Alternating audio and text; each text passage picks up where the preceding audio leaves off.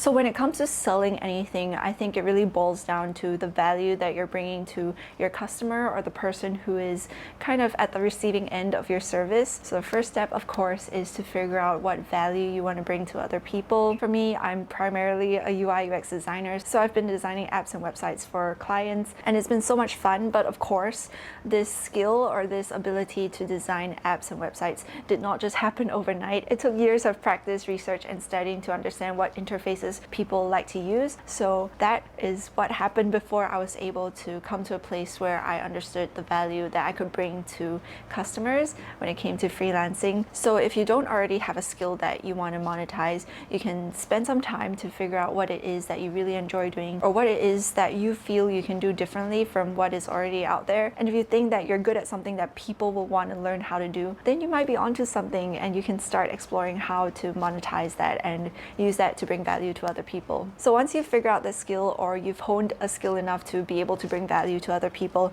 then the next step is to create a portfolio. How else are you going to let people know you have the skill if you don't showcase it? So personally, I use a website. There's so many different platforms, right? I'll probably make another video on which websites you can use to showcase your portfolio. But if you are a web developer, web designer, it's fairly clear cut. You can just showcase your designs on the website. I personally use WordPress, but I've been trying to transit into Wix, so I might do a comparison of the two in the future. But basically, a website or a portfolio is going to be really helpful when it comes to calls that you have with potential clients, or even in interviews. They're going to ask you, oh, what work have you done previously? Can you walk me through some of your previous works or case studies? And that's where a portfolio is super vital, and it just adds to your whole professionalism as well as someone who is self-employed, a freelancer. So now that you have your skills and your website, the next step is to get into the nitty-gritty, like figuring out your rates and how much you want to charge for the value that you're able to bring to other people. And this really comes down to a lot of different factors,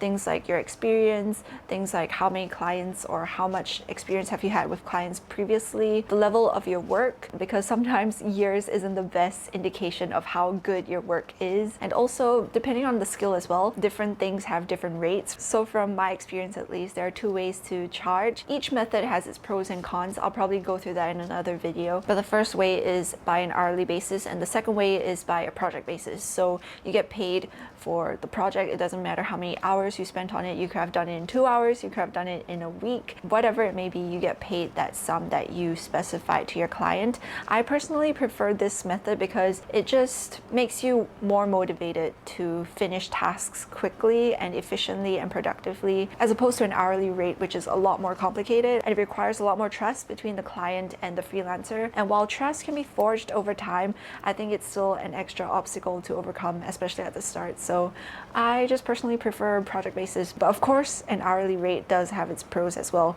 which I'll talk about in a future video. I think it's okay to start at a lower rate, especially at the start. But over time, of course, it's important to learn how to negotiate and how to voice and communicate how much you think you are worth. So now that you have your website and your rates, I think the next step is to market your skills.